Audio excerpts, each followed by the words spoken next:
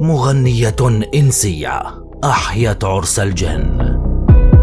قصة حقيقية حدثت في الكويت في عام 1997، وتحديدا كان يوم جمعة. تلقت المغنية الشعبية نورة اتصالا هاتفيا من امرأة تطلب منها إحياء حفل زفاف ابنتها في نفس ذلك اليوم في منزل بمنطقة الصباحية جنوب الكويت.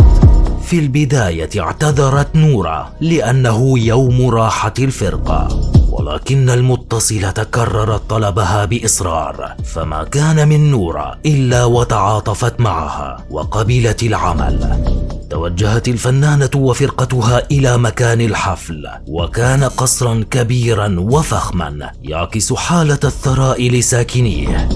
شاهدوا الكثير من النساء والأطفال في الساحة الخارجية للمنزل، وبدأت هي وفرقتها التحضير للحفل.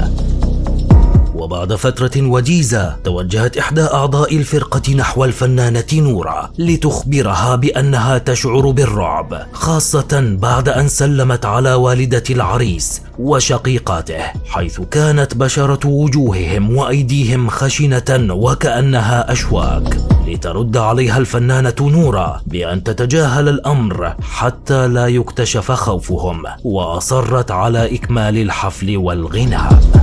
أثناء الغناء نظرت الفنانة نورة إلى أقدام النساء فرأت أرجل عنز لتشعر بالخوف، ولكنها لم تتوقف عن الغناء، وأخبرت الفتيات بإكمال العرض حتى لا يلحقوا بهم الأذى.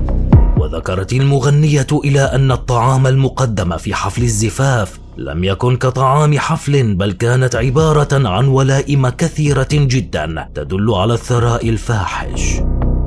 وأما العريس فكان يرتدي زيا غريبا كأنه من العصر العثماني، والعروس ترتدي فستانا أسودا وبه بعض النقاط البيضاء ومرصع بأحجار نفيسة غالية الثمن.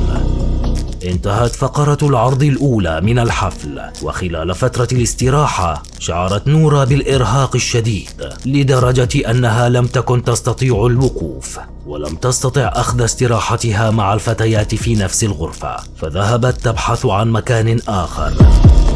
صعدت إلى الطابق الثاني وانصدمت عندما رأت الطابق مهجور والأرضيات مكسرة وكأنه لم يطأه أحد منذ سنوات، على عكس الطابق الذي يحيون فيه الحفل. ولكنها كانت تعبة ومرهقة لدرجة أنها استلقت على سرير قديم ومتسخ كان موجودا في الغرفة.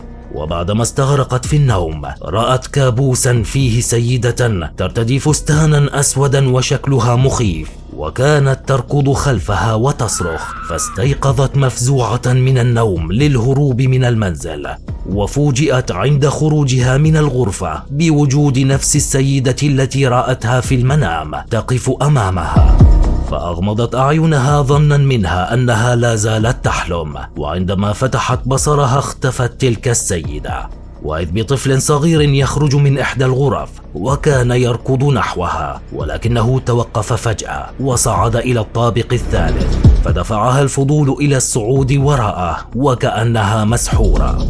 وبعد صعودها إلى الطابق الثالث سمعت ضحكات طفل يهمس بجانبها، وعندما اقتربت منه دخل الغرفة ثم أمسكت مقبض الباب، ولكنه كان مقفولا بإحكام.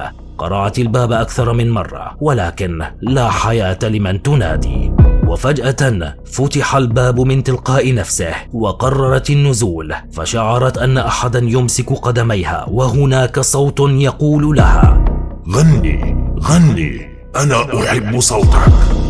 وبعدها توجهت نورة إلى أعضاء فرقتها وأخبرتهم بأن عليهم الخروج من المكان فورا، وبالفعل استطاعوا الهرب وبدأوا بالركض، ليفاجأوا برجل عجوز يقف بعيدا عن المنزل المريب، فأوقفهم وقال لها: ماذا تفعلون هنا؟ هذا البيت مهجور منذ سنوات وليس به أحد، فقد هجره أهله منذ عشرات السنين. وما حصل بعد ذلك وبعد ذلك الموقف قررت نورة اعتزال عالم الغناء للأبد. أعزائنا المتابعين، نرجو أن تكونوا قد استمتعتم بهذه القصة الحقيقية والتي باتت معروفة على مستوى العالم العربي. تابعونا في قناة الصوت الفريد الوثائقية على اليوتيوب. دمتم في أمان الله.